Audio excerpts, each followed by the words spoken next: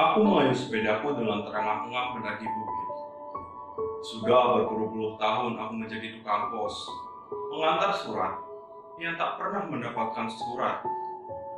Namun, baru kali inilah aku harus mengantarkan ke suatu alamat yang begitu jauh, seolah-olah berada di ujung dunia. Sudah 40 hari 40 malam aku mengayuh sepeda, nyaris tanpa henti, sebelum akhirnya sampai ke Bukit Kapur ini. Aku mengayuh sepedaku siang dan malam, dan hanya berhenti makan, minum, dan tidur sebentar di bawah pohon yang rindang, sembari merasakan tiupan angin dan mendengarkan suara kericik sungai yang mengalir.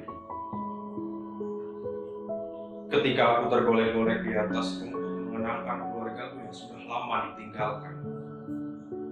Untuk pertama kalinya dalam hidupku sebagai tukang pos mengantar surat yang merana, aku melakukan perjalanan begitu panjang di bawah terik mentari dan sinar bulan, mengantarkan surat ke alamat yang begitu ajaib, mengarungi lembah hutan dan padang rumput, dan sebelum akhirnya menyusuri pantai berhari-hari dan tiba di kaki bukit.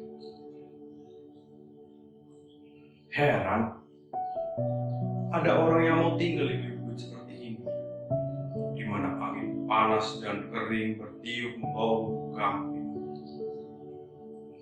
Aku mengayuh sepedaku dengan terengah-engah sambil melihat ke belakang, melihat tas surat yang tergeletak di boncengan. Sudah dari kemarin, salah satu tas itu mengeluarkan cahaya merah kemas-kemasan, seperti senja sempurna yang kejinggaannya membakar langit. Dalam perjalananku 40 hari 40 malam, aku memang nyaris tidak pernah berhenti pada malam hari pun tidak tidur. Mengayuh sepeda sepanjang malam di jalan tol tanpa ujung di bawah sinar bulan yang kebiru-biruan. Tetapi aku sudah berhenti apabila senja menjadi sempurna. Berpuluh-puluh tahun dalam kehidupan manusia yang fana, tanpa mungkin ada seseorang yang tidak pernah merasa senja itu ada. Namun, aku bukan orangnya. Memang senja mungkin seringkali begitu-begitu saja tanpa cahaya merahnya, kejingga-jinggaan dengan hamparan mega-mega yang terbentang dalam sapuan keunguan, sehingga tampak bagaikan kapas yang dicelup warna ungu muda, tanpa lempengan matahari raksasa yang tenggelam di balik cakrawala, dengan geletar yang membuat udara bergelombang dan perasaan menjadi rawan.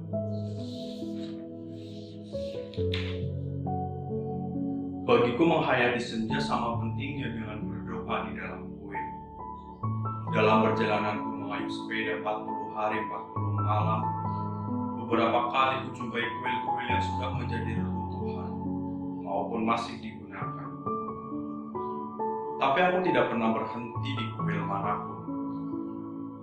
Hanya apabila senja menjadi sempurna dan cahayanya yang keemas-emasan membuat langit membara sebelum menjadi ungu, biru, dan kelam, aku akan berhenti. Menghayatinya bagaikan suatu upacara sebelum kembali melanjutkan perjalanan. Makanya, aku sungguh mengenal cahaya senja kemas-emasan dari tas surat di boncengan. Aku hanya heran, bagaimana mungkin ada cahaya senja yang merah jingga-jinggaan bisa memancar dari dalam tas tersebut. Di bukit ini akhirnya aku berhenti. Penasaran juga rasanya melihat tas surat memancar-mancarkan cahayanya seperti itu. Apalagi cahaya yang memancar-mancar itu seperti berbisik dan memanggil. Semua surat sudah kuantar ke berbagai pelosok bumi. Aku telah mengantarkan surat kepada seorang tukang pedati. Aku menyampaikan surat itu ketika pedati yang ditarik seekor kuda itu masih berjalan mengelilingi bumi. Kata orang, pedati itu sudah berjalan selama 1000 tahun dan tidak sampai-sampai juga. Pedati itu sudah mengelilingi bumi sampai 40 kali, sehingga setiap orang mengenalnya. Itu baru saja lewat. kata orang ketika kutanya. Aku juga telah mengantarkan surat kepada pengemis yang paling susah dicari karena surat keberadaannya sama sekali tidak beralamat. Tapi aku ditugaskan menyampaikannya juga. Buset, aku tidak akan pernah menemukannya kalau bukan pengemis itu sendiri yang menyapaku di sebuah kedai arak di tepi jurang. Kau bawa surat untukku. Ambil suratnya. Anda pengemis termiskin di dunia. Ya, itulah aku. Lihat pengemis termiskin di dunia itu tidak punya tangan, tidak punya kaki, tidak punya hidung, dan tidak punya mata. Tetapi dia ditanduk bak perempuan pengemis yang jelita. Letakkan di sini, katanya sambil membuka mulutnya. Letakkan surat di mulutnya lantas menggigitnya. Kemudian aku juga membawa surat-surat untuk para pelacur dalam perahu. Aku menunggu perahu mereka lewat, dikelokkan sebuah sungai sampai 3 hari lamanya sebelum bisa menyampaikan 17 surat mereka. Ini tinggal surat yang terakhir, yang rasanya tiba-tiba menjadi berat sekali. Anak-anak desa yang sedang mengembala kambing berkerumun ketika aku mengambil surat dalam tas boncengan. Wah, cahaya, cahaya, cahaya, teriak mereka. Mereka berkumpulan menatapku dengan mata bertanya-tanya. Ambil amplop itu berat juga ukurannya, malah berat sekali.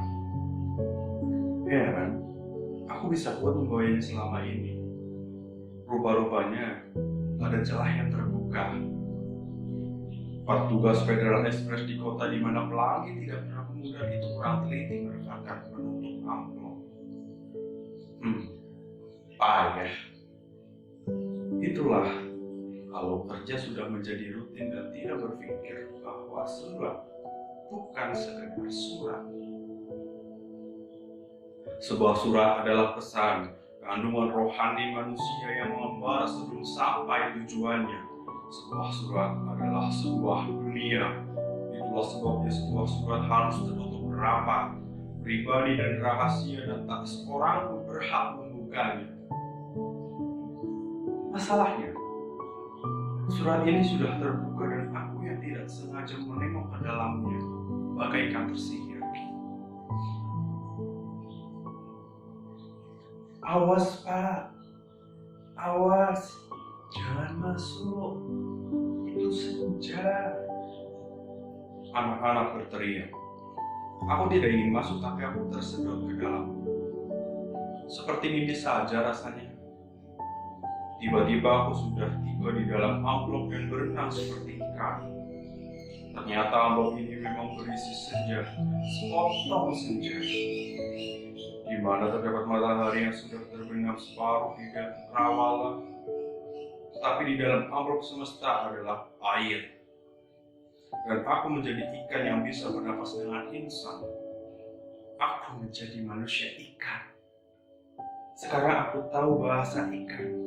Di dalam dunia air aku mendengar banyak sekali suara-suara yang ragu setelah aku perhatikan ternyata kata-kata. Ikan-ikan adalah mereka yang bertukar kata dengan puisi yang tak terjemahkan dalam bahasa manusia.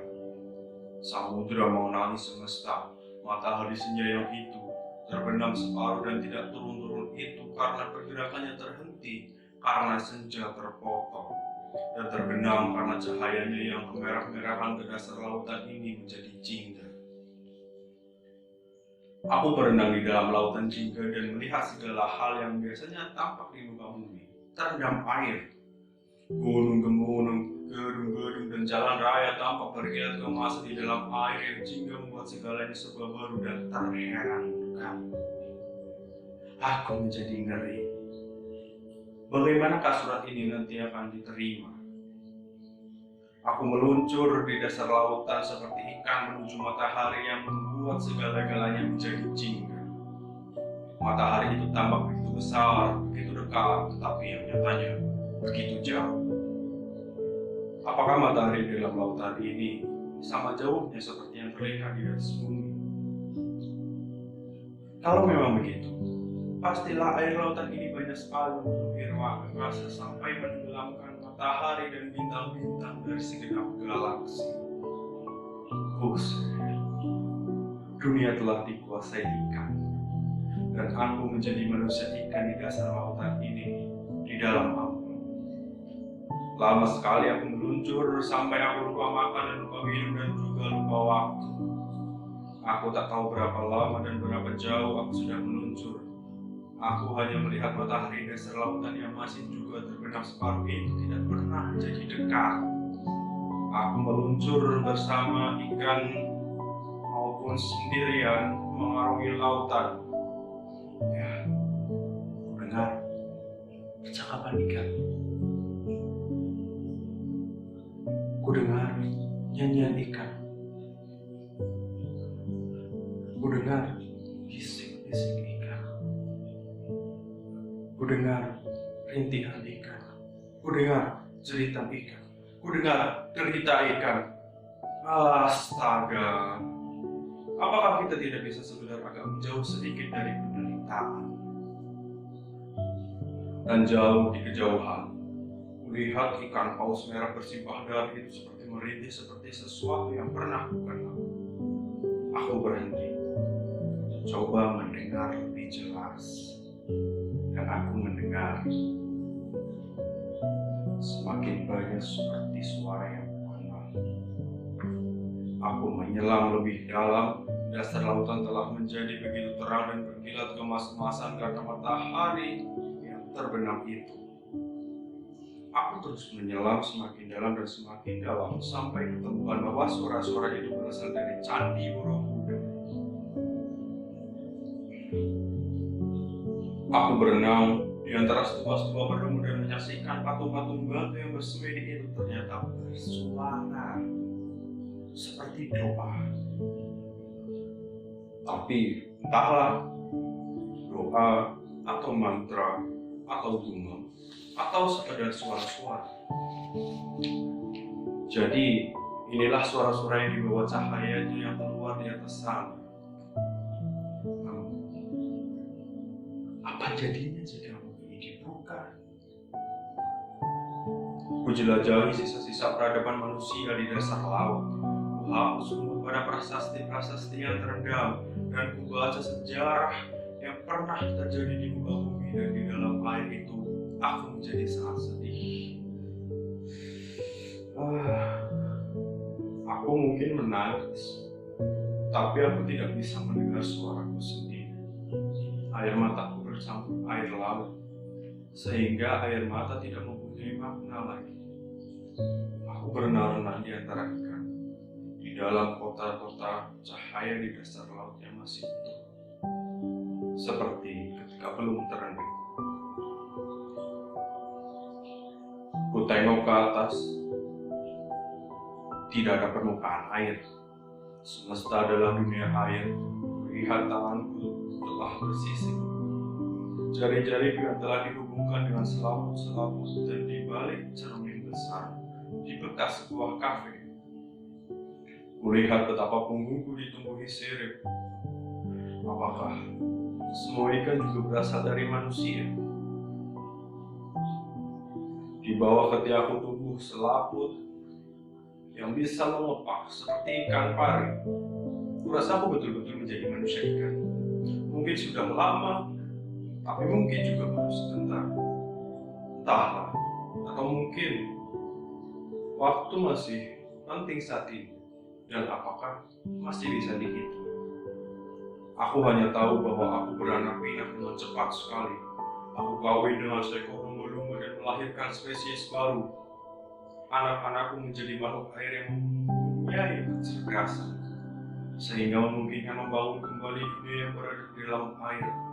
Kota-kota cahaya yang dulu dibangun manusia mulai dihuni oleh keturunan anak-anakku yang mengawini ikan-ikan lain juga. Kami bangsa baru di dalam air berkembang biak dengan cepat. Aku sudah menjadi ikan sepenuhnya yang belum pernah ada di dunia. Tubuhku bersisik, punggungku bersirip, tanganku seperti gangguan sayap kelelawar, seperti ikan pari. Kakiku disatukan selaput sedangkan kepalaku melonjong seperti ikan, tapi tetap berunsur manusia. Mataku, syukurlah, tetap mengenal cahaya senja. Pada keturunanku kuriwayatkan sejarah manusia di muka bumi dengan segala kelebihannya dari segala makhluk lain. Tak pernah mampu menahan dirinya sebagai penghancur. Bangsa kami terheran-heran tak mengerti jika mendengar kisah manusia. Mereka tidak bisa membayangkan betapa mungkin manusia menghancurkan hutan, mengotori laut, menyantap makhluk-makhluk lain dan membantai sesamanya tanpa perasaan. Mereka tak mengerti betapa mungkin manusia begitu jahat dan dengan kecerdasannya hanya merusak semesta yang suci. Demikianlah di dasar laut yang selalu bercahaya kemas-kemasan seperti senja ketika matahari terbenam. Terbangun sebuah peradaban yang mencoba belajar dari kesalahan manusia. Berjuta-juta spesies makhluk air baru dan berbagai persilangan membangun dunia beradab yang melanjutkan tujuan-tujuan manusia. Aku suka menjelajah kota. Kota bercahaya kemasan di dasar laut atau meluncurkan diri ke galaksi dalam semesta yang hanya berisi air. Segala bintang terendam air, semesta adalah air. Dunia adalah air yang bergelimang dengan cahaya senja dan matahari terbenam separuh. Pastilah perjalananku lama sekali. Tahu di luar amplop ini ada seseorang sedang menunggu surat, tapi aku merasa sulit mengambil keputusan karena aku bukan hanya menemukan melainkan membangun kehidupan baru. Kalau aku keluar dari amplop, aku hanya akan kembali menjadi tukang pos yang harus mengantarkan surat ke sana kemari. Lagi pula aku tidak tahu jalan kembali.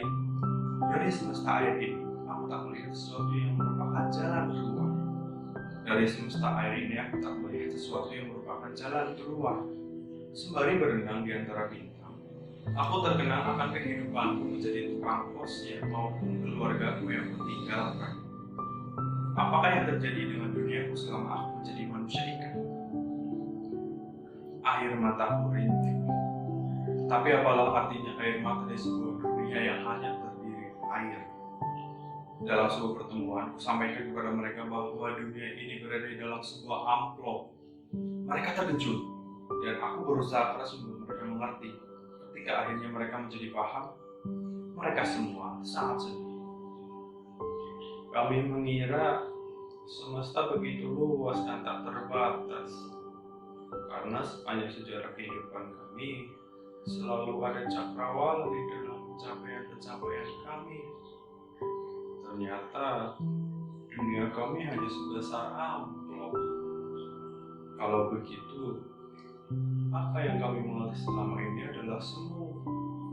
Kami ingin hidup di dalam dunia yang sebenarnya, tapi kalian tidak bisa hidup tanpa air. Aku tidak peduli. Lebih baik kami mati dalam kenyataan daripada hidup dalam sesuatu yang semu. Kalau begitu kita semua akan mati. Kenapa? Karena yang tidak kita ketahui lebih banyak dari yang kita ketahui. Dan yang tidak kita ketahui itulah menjadi penyebab kematian kita semua. Kalaupun begitu, tidak apa-apa, kata mereka. Kalau begitu kalian tidak belajar apa-apa. Untuk apa semua dibangun kalau hanya ingin mengulangi bencana yang sama? Apakah kami harus bertahan dan hidup di dalam alam? Pengetahuan itu dibangun setapak demi setapak. Kalian tidak bisa meloncat begitu saja keluar amplop tanpa tahu apa yang dihadapi di luar amplop. Aku yang dari sana saja tidak tahu caranya kembali. Semenjak itu hampir semua makhluk air yang memiliki kecerdasan itu mencari jalan keluar amplop. Setiap gua dan terusan ditelusuri sampai tahu, seperti sebuah jalan yang menghubungkan di luar amplop. Aku menjadi takut akan cita-cita kemajuan yang tak kunjung padaku. Aku pergi ke Candi Borobudur dan melihat patung dalam stupa-stupa masih bergumam seperti membacakan sebuah mantra. Suara-suara itu merayap bersama cahaya senja larut dalam gelombang air, berdenyar-denyar dalam kertas keemasan yang melintasi relief-relief sepanjang dinding batu. Makhluk-makhluk air keturunan suka berziarah ke Borobudur. Candi itu dipenuhi ikan-ikan dan menjadi jauh lebih hidup daripada sebelumnya. Aku ingin menyampaikan berita ini kepada dunia. Namun, bagaimana caranya? Aku ingin membuat catatan, tetapi di dunia air ini kami tidak mengenal huruf dan cara berpikir kami sama sekali lain. Percakapan langsung berlangsung dalam pikiran karena mulut kami tidak berlidah, kami tidak bertelinga, dan air tidak akan mampu menghubungkan suara-suara kami sehingga terdengar seperti kami menyuarakannya. Aku masih melamun di Candi Borobudur ketika senja tiba-tiba beranjak. Matahari yang terbenam separuh selama berabad-abad itu bergerak kembali. Senja akan berubah menjadi malam, dunia menjadi gelap, dan segalanya akan menjadi lain. Ikan-ikan bergerak mundur, makhluk-makhluk air terkejut dan beringsatan ketika senja yang kerap semasa itu memudar dengan cepat menciptakan nuansa ungu yang kelam. Dasar lautan yang tadinya selalu terang akan berubah menjadi gelap sama sekali. Aku terpaku di tempatku, raba-raba dinding di sekitarku hanya kegelapan dan aku tidak bisa melakukan apa-apa. Inilah malam, apakah esok matahari akan terbit lagi? Aku memejamkan mata dunia dalam mataku yang terpejam. Ternyata lebih terang daripada dunia dengan mata terbuka yang kehitamannya jauh lebih hitam dari hitam yang paling hitam. Dalam dunia dengan mata terpejam aku melihat senja itu. Senja dengan matahari yang separuh terbenam. Pada saat mataku terpejam, itulah ku dengar suara memanggil-manggil. Pak, sudah dibilang jangan masuk ke dalam amplop itu. Di dalamnya ada senja. Kulihat orang-orang mengurumuniku. Seragam tukang pos yang kukenakan basah kuyup. Aku tergeletak di sebelah sepedaku yang tergolek dengan roda berputar. Aku bangkit berdiri. Kulihat orang-orang di sekitarku, mereka menatapku dengan mata berbinar-binar. Bapak masih seperti dulu ketika masuk ke dalam amplop itu. Bapak tidak bertambah tua. Anak-anak itu sudah menjadi remaja. Mereka belum meninggalkan desa ini. Kulihat amplop itu. Kurekatkan kembali tutupnya yang terbuka. Masih ada air di dalam bagian luarnya. Masukkan kembali amplop itu ke dalam tas. Berdirikan sepedaku. Perhatikan sepeda itu berubah. Maaf Pak, selama Bapak di dalam amplop, sepeda Bapak kami pinjam untuk main-main. Tidak apa-apa ya Pak.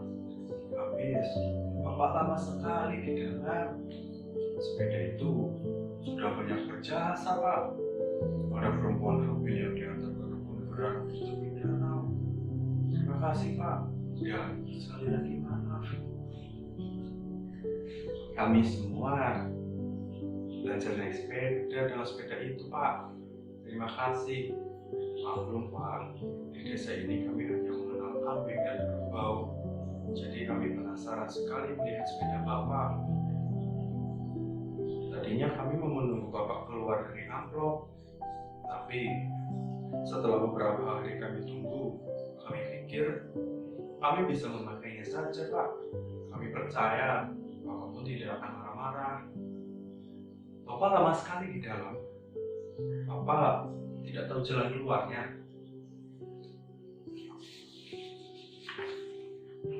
Aku tertegun. Apa sebenarnya kamu keluar dari amplop itu? Oh, pasti Bapak tidak sempat memejamkan mata. Orang tua kami sering keluar masuk senja, tinggal memejamkan mata saja. Itulah pintu masuknya. Tapi kami semua tak tertarik. Kami sudah kenyang dengan semua cerita. Kami lebih tertarik main sepeda. Apa Bapak banyak senang di sana. Aku naik sepeda dengan pakaian basah kuyup. Aku tidak tahu apa yang harus kukatakan. Aku mengayuh sepedaku dengan terengah-engah. Masih ada satu surat yang harus kusampaikan ke tujuan. Alina, ujung dunia.